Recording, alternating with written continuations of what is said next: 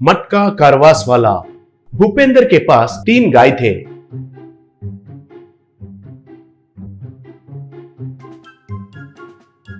उनका दिया हुआ दूध को घर घर में बेचते हुए उनका परिवार का पोषण करने लगा।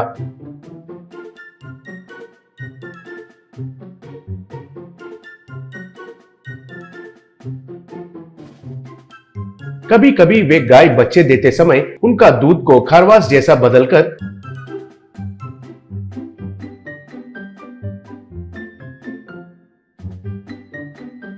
उनको एक थैले पर रखकर ज्यादा दाम में बेचता था। भूपेंद्र को अलेख्या कहकर एक बेटी और बीवी कुसुम थे। कुसुम अब पेट सी थी, कल या परसों को जन्म देने वाली ही थी। भूपेंद्र थैले पर खरवास लगाकर, हाँ खरवास जी खरवास, ताजे ताजे खरवास कहकर पुकारते हुए, हमारा गाय कामधेनु दूसरी बार जन्म दिया है, एक बार उनका खरवास दूध का स्वाद कीजिए।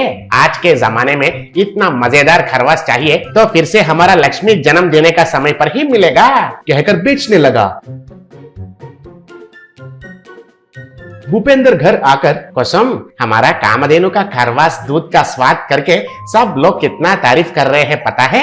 ये लो आज बेचे पैसे 2000 कहकर कुसुम को दिया। तब कुसुम खुशी से, और 4 दिन खरवास का दूध निकालते हैं, ऐसे किए तो और 10,000 मिलेंगी। अलेख्या के लिए एक अच्छा सा फ्रॉक खरीदती हूँ त्योहार के लिए, बोली।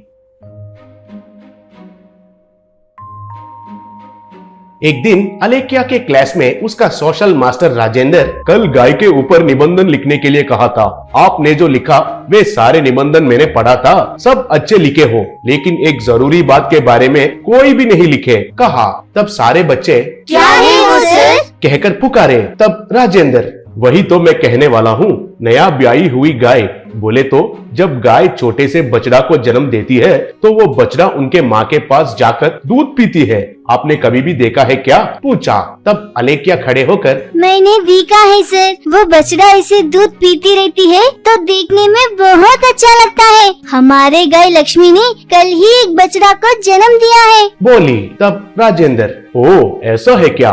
Very good. उस दूध को खरवास कहते हैं। वो दूध ही नया पैदा हुआ बछड़े के लिए बहुत पौष्टिक आहार है, क्योंकि उस दूध में कार्बोहाइड्रेट्स, प्रोटीन्स, विटामिन्स और बहुत सारे चीजें रहते हैं। वे बछड़े को अच्छा शक्ति देते हैं। वो दूध बछड़ा जन्म होने के बाद 1 हफ्ते तक ही आते हैं। बाद में जो आते हैं वो खरवास जैसा नहीं होने से भी अच्छा शक्ति तो मिलता है। इसलिए खरवास बछड़े के सेहत के लिए बहुत जरूरी है। समझ में आया?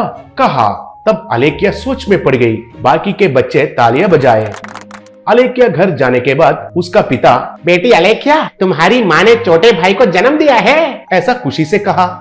तब कुसुम तभी पैदा हुआ उसका बेटे को दूध देते हुए अलेख्या के ओर देखी। अलेख्या खुशी से, अरे वाह भैया, खरवास दूध पी रहा है, बोली।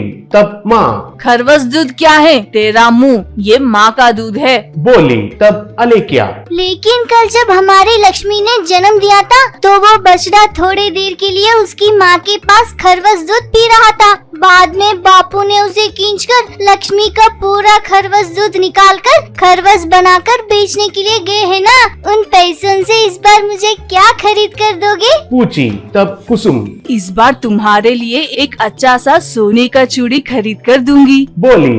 तब अलेख्या उनका पिता से, बापू, लक्ष्मी का खरवास दूध बेचने के पैसों से माँ मुझे सोने की चूड़ियाँ खरीदूंगी बोली। आज तो भाई थोड़ा समय ही माँ के पास दूध पिएगा ना, बाद में तुम भैया को खींचकर माँ के दूध बेचने के लिए चले जाओगे ना। बेचारा बाद में भाई को भूख लगकर रोएगा तो कैसे?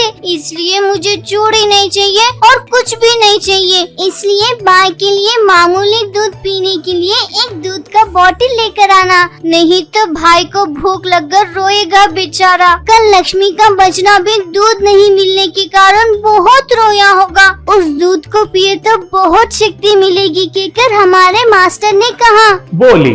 उनका बातें सुनकर कुसुम और भूपेंद्र हैरान रह गए।